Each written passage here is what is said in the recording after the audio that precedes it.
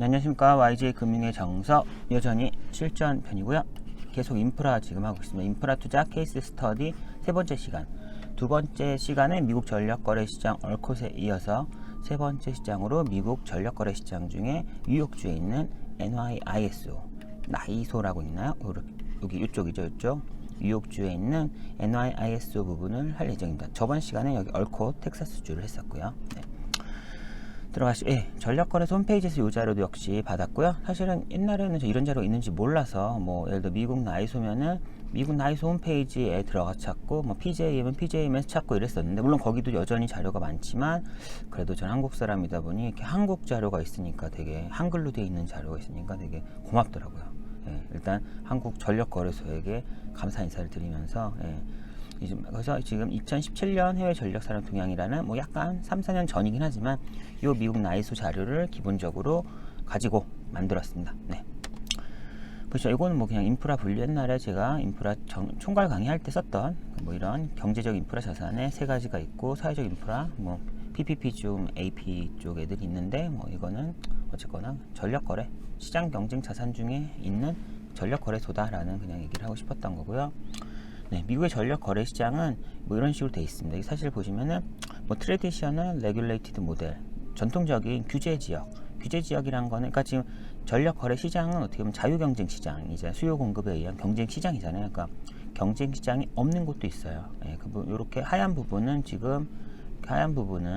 여기는 전력 거래 시장이 있지 않고 트레디셔널 레귤레이티드 모델인 주정부의 규제를 받는 수직 통합 전력 회사가 그냥 전체적으로 공급을 하고 있다. 그 부분이 흰 부분들이고요. 흰 부분들이고, 나머지 이제 색칠이 있는 부분이 ISO, 지금 ISO가 있는 전력 거래소가 있는 지역이에요. 그래서 6개, 7개고 7개, 여기 7개 있었죠. ISON이 뉴잉글랜드 지역 이쪽, 그리고 나이소 뉴욕 쪽, PJM 중간 부분, MISO 이쪽, 그리고 SPP 또 중간, 여기도 역시 중간이지만 사실은 여기 서쪽이죠. 미국에서는 여기 서쪽이라고 그러죠. 그리고 카이소 캘리포니아 지역 ISO, 그리고 얼콧 여기 텍사스 쪽, 이렇게 구성이 되어 있고, 오늘은 뉴욕 NYISO를 하겠습니다. 네. 전력시장 현황이고요. 대략 규모 크기를 보려고 했어요. 보시면 아마 PJM이 기존에 미국에서는 제일 컸어요. 용량 기준으로. 그래서 설비 용량, 갖고 있는 발전소의 크기, 캐파 기준으로 하면은 지금 이게 메가와트니까 이 앞에 쪽이 기가와트죠. 184 기가와트. MISO도 180. 오, 되게 많이 올라왔네요. 오, 제 옛날에 2010년 초반에 했을 때는 PJM이 독보적이었었는데, 예. 나머지 77기가, 60기가, 83기가, 39기가, 31기가 와트고요. 아마 한국이 2020년은 아니지만 2018년, 17년 이 정도 기준으로 100기가와트가 살짝 안 됐을 거예요. 이제는 100기가 넘었을 것 같은데, 그 정도, 한국에 있는 전체 발전소, 제주도 빼고 발전소의 용량이 한 100기가 정도, 그 정도 수준이면 얘네들은 좀 더 큰 거죠. 얘는 사실 다 합치면 엄청 큰 거죠. 네, 그리고 이것들은 또 빈 공간은 제외한 거고요. 실제 미국 시장 전체는 또 더 크겠죠. 네, 그런 거고, 시장별 규모는 이 정도 되는 상태고요. 전력시장 세부적으로 매출 규모로 보시면은 총시장 규모가 썸이죠. 썸. 여기서 발생하는 전력 거래를 금전으로 한 거고요. 금전 기준으로 PJM이 훨씬 비싸네요. 그쵸? 예. 밀리언 달러고, 빌리언이겠네요. 50빌리언, 32빌리언, 15빌리언 이런 식으로 되면 규모 자체는 PJM이 아까 캐파는 MISO랑 비슷했는데 실제 거래 규모로 보면 PJM이 월등히 컸고요. NISO는 그 정도는 아니죠. 뉴욕주만 가지고 있으니까 약간 작은 편이고요. 거래량 규모는. 그리고 보시면은 기본적으로 전기를 사고 파는 메릿 오더에 따라 전기를 사고 파는 이런 에너지 시장, 에너지를 사고 팔기 위한 시장이니까 이게 메인이고요. 이 부분 규모가 쭈루룩 이렇게 되고, 그쵸? NISO는 좀 생각보다 규모 대비 크네요. 그리고 보조 서비스 시장은 이제 예비력 같은 거나 주파수 안전하게 주파수가 될 수 있게 전반적으로 뭔가 에너지 시장이 균일하게 안정적으로 갈 수 있게 하는 서브적인 역할을 하는 시장이 보조 서비스 시장이고요. 크지는 않는 곳도 많지만 얼콧 컸었던 것 같은데, 그렇죠. 얼콧 크고 예, 여긴 되게 크네요. ISON 여기 다음에 한번 뭔지 한번 분석해 봐야겠네요. 신기하네요. 예, 보조 서비스가 이렇게 큰 시장은 처음 봤고, 사실 전 얼콧 하면서도 얼콧도 되게 커서 와 대단하다, 보조 서비스가 이렇게 큰 규모가 차지되는구나 라고 약간 놀랐었는데, 요거는 한번 다음에 또 볼게요. ISON은 볼 이유가 있겠네요. 그리고 용량 시장, 사전에 용량을 확정하는 그런 시장이 있고, 사실은 여기 없는 시장, 용량 시장이 없는 곳이 몇 개 있는 거죠.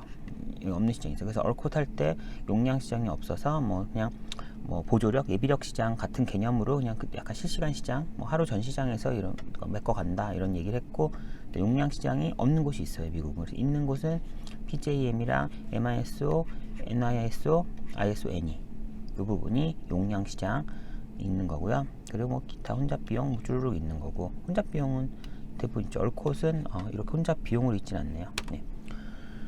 가시고 어쨌거나 지금 저는 NIIS를 하기 위해서 전력시장 전체를 보고 있는 중이에요. 이 표는 바로 앞에 있던 표를 다시 갖고 왔고요. 그냥 까먹었을까봐 갖고 왔고, 이런 매출을 좀 세부적으로 보면은 PJM, MISO, SPP, 나이소 부분을 보고 그냥 비율이 써있길래, 아까 앞에도 숫자 있었지만 아까 용량 시장이 큰애 작네 말했지만 비율로 봐야 좀 정확하잖아요.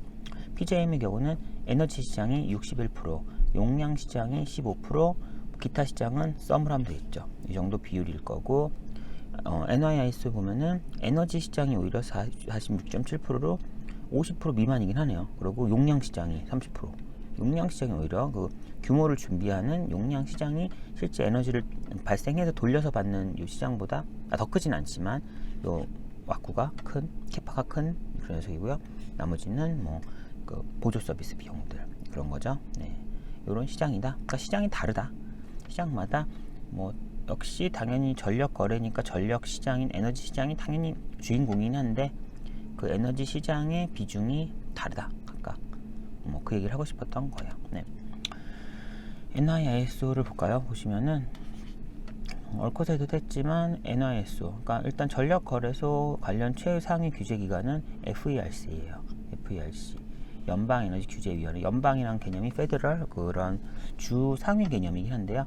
그래서 그때 얼컷은 그 텍사스 주 온리의 ISO여서 FERC의 규제를 거의 받지 않는다라고 했는데, 근데 사실 뉴욕 주만이긴 한데 그 개념이면 안 받아야 되겠지만, 제 생각에는 일단 NIIS는 FERC 규제를 받아요. 그리고 제 생각에는 그 NIIS는 그때 ISONE 오른쪽에 있는 애랑 왼쪽에 있는 PJM이랑 위쪽에 있는 캐나다 쪽, 그쪽 애들이랑 또 전력 거래를 해요. 실제적으로 모자라는 부분은 이 어떻게 무역처럼 외부 거래를 하기 때문에 주를 넘나드는 거래가 기본적으로는 일정 부분 한 5%에서 10% 이 정도 발생하는 것 같아요. 그때 봤을 때. 그러니까 연방 개념, 페더럴의 개념, 주를 넘나드는 개념에 걸려서 FERC 규제를 받지 않나, 그렇게 생각하고 있습니다. 그래서 규제 자체는 대부분이 똑같아요. 연방 규제 기관이 FERC를 규제받고, 그 다음에 NERC, 그러니까 하부, 이건 NERC는 그때 얼콧도 받았죠. 결국은 FERC, Federal Energy Regulatory Commission, 에너지 연방 규제 위원회가 최상위 연방 차원의 구속력 있는 규제 기관이고요. NERC, North America Electric Reliability Council, 북미가 미국, 지금 US, 우리가 미국이 북미죠. 남미는 남미잖아요. 그래서 북미 지역 전부 다를 어차피 포괄하는 내용이니까 북미 신뢰도 위원회라는 곳에서 또 추가 규제를 하고 있고, 원래 구속력 없는 자발적 기관이었다가 2006년 7월에 ERO, Electronic Reliability Organization, 전력 신뢰도 기구라는 역할을 부여받았나 봐요.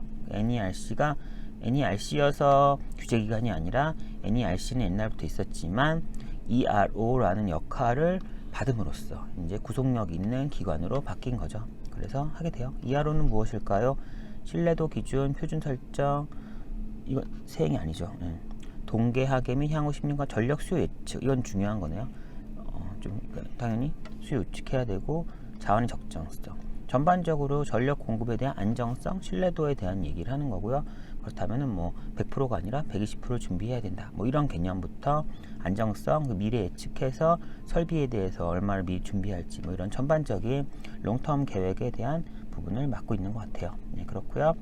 NERC 산하에 세 개가 있어요. NERC 산하에는 세 개가 있고, 세 개 중에 하나가 동쪽 NPCC Northeast Power Coordinating Council 북동부 전력조정위원회. 이게 보시면은 미국이 북미가 이렇게 있으면은 왼쪽, 그리고 아래 얼콧 오른쪽 전부, 이렇게 세 개로 그 NERC 산하 기관이 나누고요. 요 오른쪽 전부가 NPCC라고 해요. 그래서 어쨌거나 요 뉴욕은 요 안에 있으니까 NIISO는 NERC 산하 NPCC의 규제를 받는다. 예, 그런 부분이고요.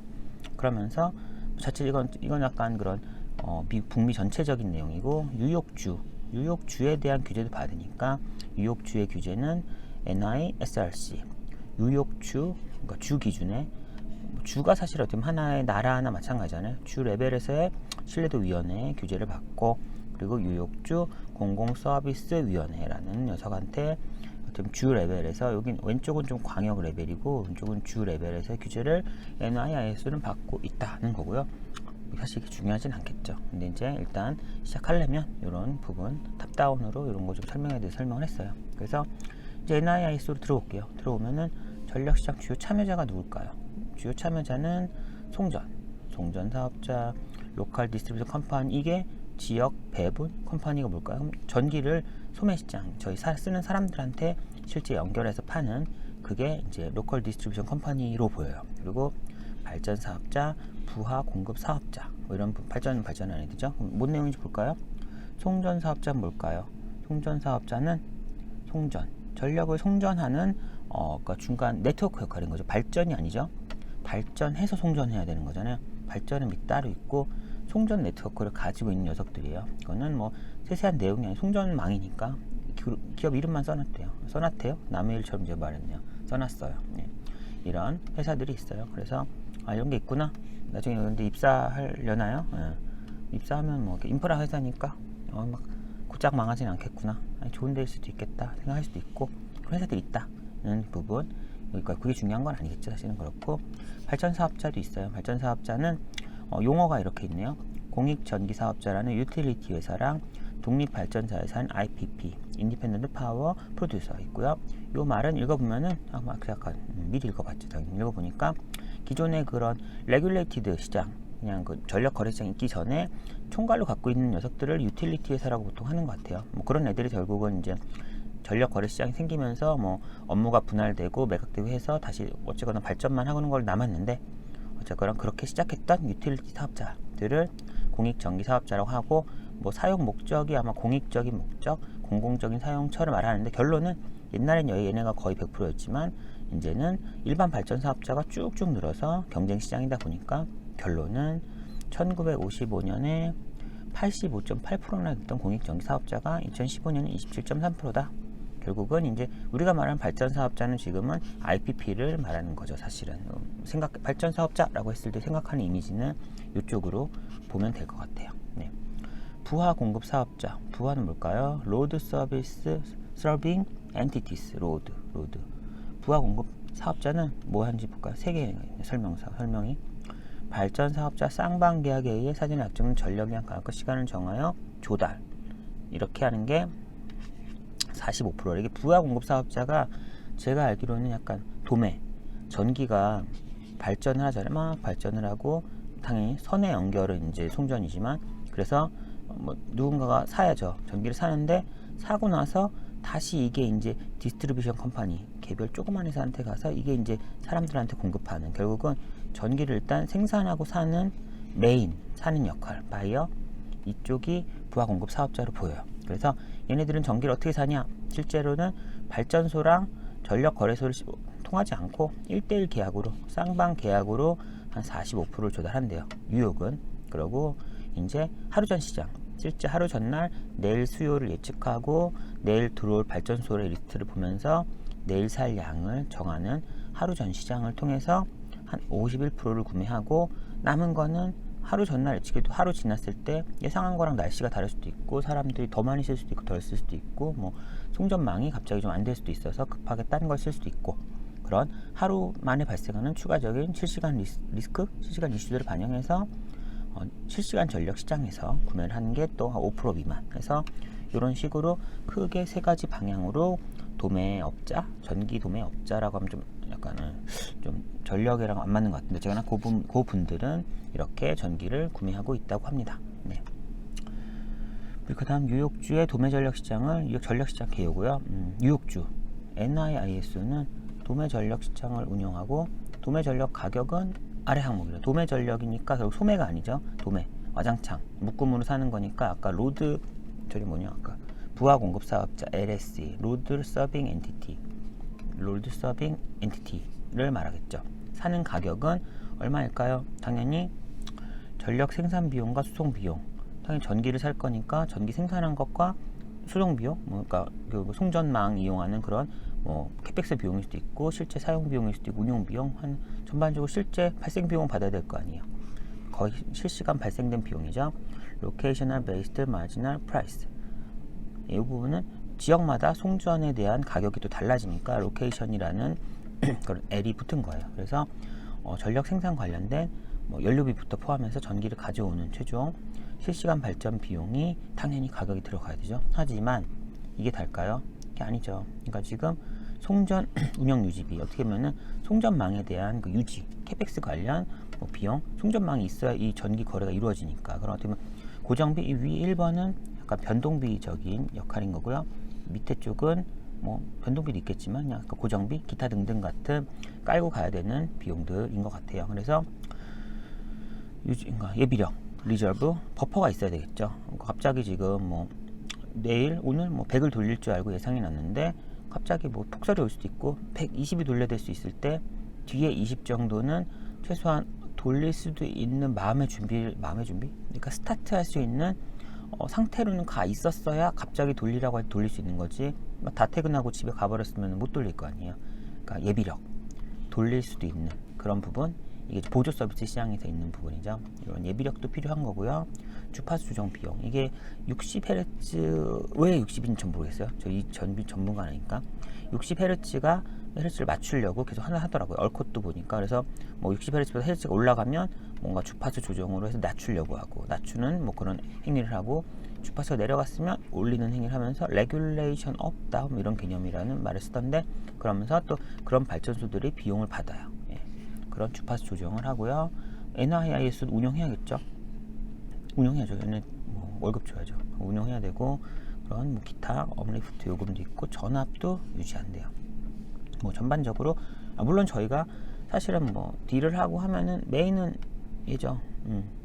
이게 뭐 메인이긴 한데, 근데 이제 심정적으로 이용평이 당연히 있을 거다라는 거고, 가끔 얘기하는 게 블랙스타트 비용이라는 게 있어요. 블랙스타트는 제가 알기로는 블랙아웃, 전기란 게 100의 전기가 필요한 100을 쓰고 있는데, 그러니까 100의 발전소가 있는데 101을 사람이 쓰는 순간 전체 100 발전소가 다 멈춰버린다고 알고 있거든요. 그러면 다시 이제 발전소를 돌려야겠죠. 그럼 뭔가 누군가를 돌려서 그 발전기의 전기로 약간 스타트 모터처럼 다음 발전기에 스타트를 돌려서 또 발전기를 돌리고, 약간 이런 개념이 필요하다. 그렇다면은 첫 시작에 누군가는 얘를 돌려줄, 그런 스타트 모터를 돌려줄 그런 전기가 없잖아요. 뭐 배터리 뭐 트리플 A 사서 꽂을 수도 있겠지만, 그러니까 결론은 자기 발전 시스템 안에서 스스로 스타트를 걸 수 있는 그 첫 시작, 뭐 마중물이라고 하나요? 그 역할을 할 수 있는 발전소들이 있고, 그 발전소들은 블랙 스타트 비용이라는 거를 따로 받는 걸로 알고 있어요. 네, 그렇고요. NIS 전력 시장은 하계같다. 실제 시장은 뭐 에너지 시장, 에너지 전기를 사고 파니까 에너지 시장이 당연히 있고요. 이것 때문에 사실은 시장이 있는 거고, 보조 서비스 시장은 에너지 시장이 적절하게 유지될 수 있게 하기 위한 게 보조 서비스 시장이고요. 용량 시장은 장기적으로 수요 공급을 맞추려고, 왜냐면 사실은 2022년 됐더니 110의 전기를 쓸 예정인데 발전소는 100밖에 없으면 망하잖아요. 그럼 한 5년, 10년 전에 예측을 해서 발전소를 지을 수 있게 푸시를 하고, 아니면 수요를 줄일 수 있게 푸시를 하고 해서 결국은 맞춰야 되니까, 사전적인 그런 약간 포워드 시장 같은 개념이 용량 시장이고요. 어쨌거나 이게 수요 공급을 최대한 맞춰보려고, 미리 장기적으로 맞춰보려고 하는 시장이다 라는 개념이고, 제압력 시장은 약간 해지 개념의 뭐 손상, 보험 사고처럼 뭐 약간 터질 수 있는 것들을 서로 거래 계약을 통해서 해지한다는 거고요. 수요 반응 시장은 뒤에 얘기하겠지만, 그러니까 발전소가 전기가 모자르면은 발전기를 예비력을 더 돌릴 수도 있지만, 쓰고 있는 애를 덜 쓰게 하는 것도 있어요. 덜 쓰게 해도 그것도 요금을 받아요. 그 친구들한테 고맙다 해서 수요 시장, 디맨드, 수요 반응, 리스폰스인가요? DR이라고 하나? 뒤에 말씀드릴게요. 그런 식으로 이슈가 터졌을 때 수요가 전기가 모자르면은 리저브 전기를 더 돌릴 수도 있지만 일부 수요처를 전기를 안 쓰는 걸로 해서 여유분을 만들어내는, 안 쓰는 것에 대한 또 보상으로 요금을 주는 그런 시장이 수요 반응 시장이에요. 네. 세부적으로 볼까요? 보시면은 에너지 시장이 메인이죠. 메인 시장은 에너지 시장은 일단 쌍무 계약, 미리 사전적으로 한 50% 계약하고 하루 전 시장, 실제 여기서 나머지 대부분이 거래되고 이제 그 다음날 실제로 갔을 때 미스매칭을 보완하려고 5% 정도의 거래가 이루어진다는 그런 개념이고요. 그래서 아까 말한 1번 쌍무 계약 50% 정도는 여기서 안 됐죠. 쌍무 계약. 도매전력 시장의 대규모 거래는 구매자, 판매자 간의 쌍무 계약, 양자 간의 계약을 통해서 이루어진다. 우리나라에서는 이런 거를 PPA라는 말을 쓰죠. 파워 퍼체이스먼트 어그리먼트, 파워 퍼체이스 어그리먼트, 퍼체이스먼트가 아니죠. 이런 게 있고 우리나라는 PPA는 점점 없어지고 전력 거래 시장으로 그냥 다 가는 걸로 알고 있어요. 그리고 하루 전 시장, 데이 어헤드 마켓이 하루 전에 내일에 대한 전기의 수요와 공급을 예측하고 서로 간의 거래를 통해서 내일 24시간 각 시간별 공급량, 가격을 다 확정하고 대신 내일 돌리기로 한 놈은 그 시간 돌려야겠죠. 그리고 내일 쓰기로 한 놈은 그 시간 쓰고서 이 하루 전 시장에서 확정된 그 금액을 내일 주면 되는 거죠. 네, 그런 식이고요. 그래서 하루 전 시장에서 결정된 계획된 입찰 용량은 하루 전 시장에 아까 로케이셔널 베이스 마지널 프라이스였나요? LBMP로 받는다. 하루 전날 누가 돌리지 정해놓고 시간대별로 그 시간대별로 돌렸을 때 얼마 줄지를 미리 다 정하는 거죠. 하루 전날. 그러고 근데 이제 그 전에 계획된 데서 빠져있던 녀석들은 실시간 시장에서 모자라거나 남는 건 사던가 팔던가 한다는 개념이고요. 1시간 전 시장, hour ahead 마켓까지는 1시간 전 시장은 하루 전 시장 이후에 변동상에 대한 조정을 담당하는데 이건 실시간 시장은 아니에요. 그러니까 결국은 하루 전 시장이 메인이고 약간 팔로업 시장? 어차피 이것까지는 어제 전 시장인 거고 4번이 실시간 시장인 거죠. 그래서 하루 전 시장에 결정된 에너지 거래 변동에 대해서 차이의 균형을 맞추는 1시간 전 시장이라는 것도 있고요. 그리고 나서 실시간 시장에서 이제 실질적으로 실제 발생되는 플러스 마이너스를 매칭한다. 이런 개념이 있어요. 네. 그리고 이제 용량 시장, 용량이죠. 용량은 판매 사업자인 부하 서비스 사업자 LSE에게 의무 할당이 주어진대요. 결국은 와장창 사는 놈한테 용량을 그러니까 미리 1년 뒤 이런 용량을 미리 사놓으라는 거죠. 미리 확보하라는 거예요. 그러니까 그러려면 수요를 예측해야겠죠. 근데 수요를 얘네가 어차피 사는 거니까 사는 애가 니네 1년 뒤 수요를 예측해라. 그래서 1년 뒤 수요의 1.2배수나 이 정도 규모를 발전소를 미리 확보해 놔라. 그러면서 그 관련된 확보된 요금, 확보함으로써 발생된 요금을 발전소한테 주는 거죠. 이게 용량 시장이고요. 경매 방식에 의한 청산 가격 방식을 적용해 용량 공급자, 구매자 간 거래가 이루어진다. 같은 내용이죠. 그러면서 송전개통 제약이 발생되는 지역별로 최소 필요한 용량이 결정된대요. 뉴욕주가 이렇게 생겼으니까 전체에서 그냥 전체가 100이 필요하니까 120을 준비해라 하기에는 또 이 지역 간에 넘어가는 전기의 이 송전망에 따른 한계가 있어요. 그래서 생각보다 여기 예를 들어 맨하튼이 있는 쪽 이쪽이라면은 전체 100이고 여기서 예를 들어 한 80을 쓰는데 사실 이쪽에서 생산된 전기는 50이어서 30을 여기서 가져와야 돼요. 옆에서 예를 들어 모자라니까. 근데 송전망은 20밖에 안 된다 하면 10은 또 이 안에서 해야 되니까 결국은 50이 아니라 60을 니는 준비해야 돼 라는 지역 내에서의 최소한 용량이 결정된대. 그래서 지역은 뉴욕시티, 롱아일랜드, 뉴욕주 기타 지역 간대요. 뉴욕시티가 그 맨하튼이랑 퀸즈 이런 거 있는 5개 버러운가 그쪽이고, 롱아일랜드는 아래쪽에 길게 있는 그 맨하튼 밑에 길게 있는 부자들이 많이 산다는 집이 있다는 거기고, 뉴욕주 기타 지역은 뉴욕주가 워낙 넓으니까요. 생각보다 넓어서 나머지 모든 면적을 기타 지역으로 하는 것 같아요. 그리고 Installed Capacity, 설비 용량, ICAP 이런 부분은 설비 예비를 확보하기 위한 용량 의무 제도로 판매 사업자, 아까 LSE에게 자신이 공급한 지역의 최대 전력의 일정 비율의 예비력을 더한 발전 용량을 확보하라 라는 제도예요. 그래서 아까 17%라고 어디서 제가 본 것 같은데 몇 년도는 여기서 안 적어놨네요. 그래서 지금 LSE한테 네가 필요한 게 100이면 예비력 17%를 해서 117의 용량을 내년이던 그 해당 용량 미리 확보해라. 이날까지 117이라는 전기가 돌아올 수 있게 뭐 확보해라는 거고요. 이때 117 확보해서 준 돈이 있으면은 117을 공급하기로 약속한 그놈들한테 돈을 주고 그놈들은 대신 그 연도에 117을 공급을 해야겠죠. 의무를 이행해야 되는 거죠. 뭐 그런 식으로 양자 간의 계약으로 용량을 확보하는 거예요. 그래서 ICAP 이 설비 용량 시장은 월 단위로 운영되고 있고 판매 사업자는 부여받은 용량은 매월 말까지 확보해야 될 책임을 진대요. 그래서 또 각 판매 사업자가 NIISO에 제공하도록 부여받은 용량은 UCAP, Unforced Capacity로 결정된대요. 이게 무슨 말이냐면은 ICAP은 설비 용량은 사실은 어떻게 보면 설비 용량 이건 Physical Generating Capacity 이런 부분은 그러니까 여기서 크게 하긴 그런데 설비 용량은 그냥 100% 만땅 돌렸을 때 개념인 거고 실제로는 우리는 365일 중에 1년에 예를 들어서 10%는 항상 정비를 꾸준히 해서 발전소를 멈춰야 된다면은 저희는 365일을 돌리지 않는 거잖아요. 그러면 어떻게 보면 90%의 용량을 실제적으로 1년 동안 쓰는 거잖아요. 그런 부분에 그런 개념이 약간 UCAP인 것 같아요. 그래서 보시면은 예를 든 거죠. 이니셜 캐파시티가 50MW 만땅 50kW인 녀석이 있는데 이 녀석은 그럼 UCAP을 구하면 실제 정비도 하고 이래야 되니까 90% 정도로 가동할 거니까 얘는 실질적으로 450이다. 실제 1년에 얘는 450의 역할을 하는 거잖아요. 물론 너무 급하면 10% 정비나 이런 거 내년도 미루고서 500이라는 이런 정말 위험을 튈 수 있는 50이라는 버퍼가 어떻게 보면 있는 거긴 하죠. 하지만 정상 상황, 통상 상황에서 얘네 만땅은 UCAP인 거죠. 그래서 UCAP 기준으로도 설정한다는 내용이고요. 용량 시장 가격 추이 이건 그냥 넣어봤어요. 시장을 한번 보면 뭔 소리 하나 한번 보시라고 보시면은 아까 UCAP이든 ICAP이든 뭐 하나를 기준으로 할게요. 그냥 일단 ICAP 기준 할까요? 그냥 ICAP 이게 위에 있으니까 이게 Installed Capacity 이 부분이 있다고 쳐요.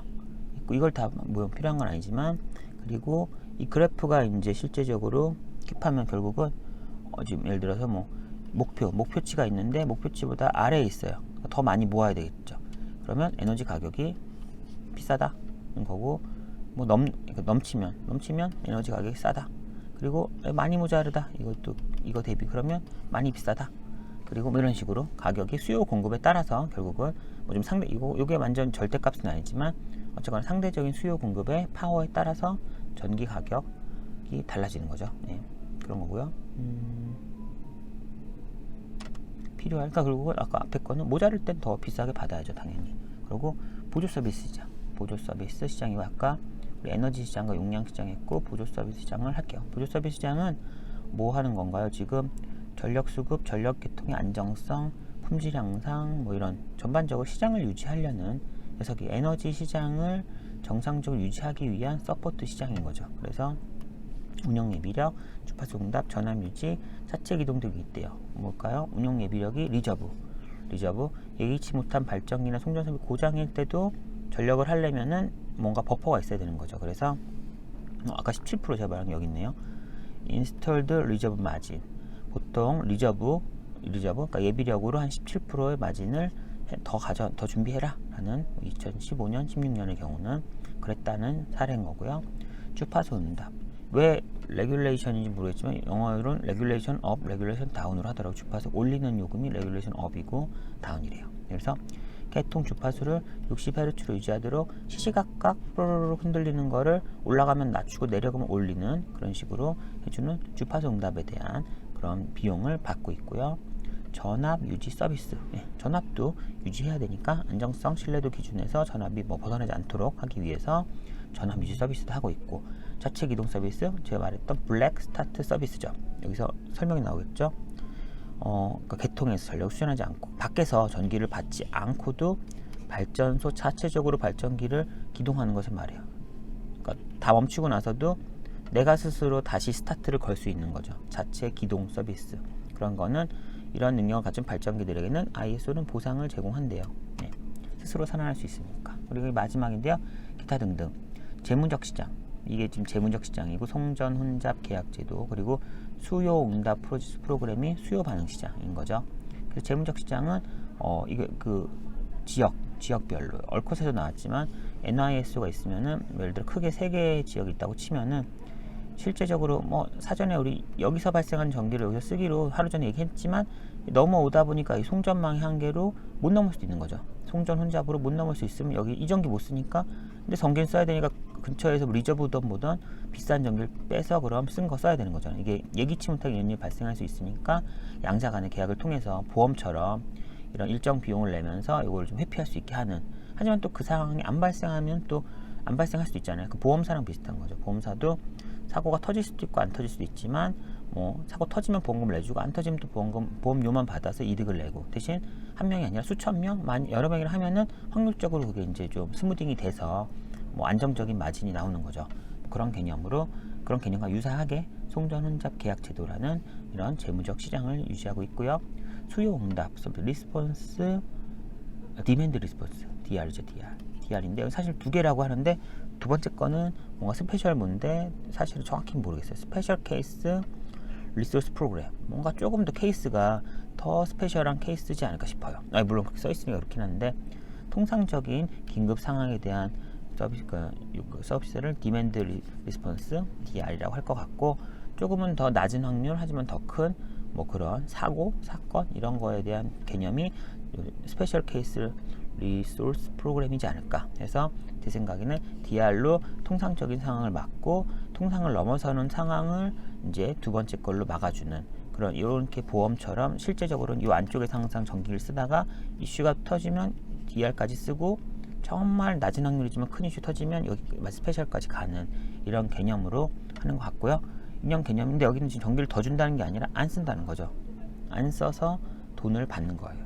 그렇기 때문에 뭐 안 써, 그러니까 수요자들이 참여하는 거죠. 결국은 그렇죠. 소비자로 하여금 도매 전력 가격이 아주 높을 때나 개통 신뢰도 문제가 있을 경우 가격 보상을 전제로 소비자들이 전력 소비를 줄이는 거래요. 덜 쓰는 거죠. 그리고 보상을 받는 거죠.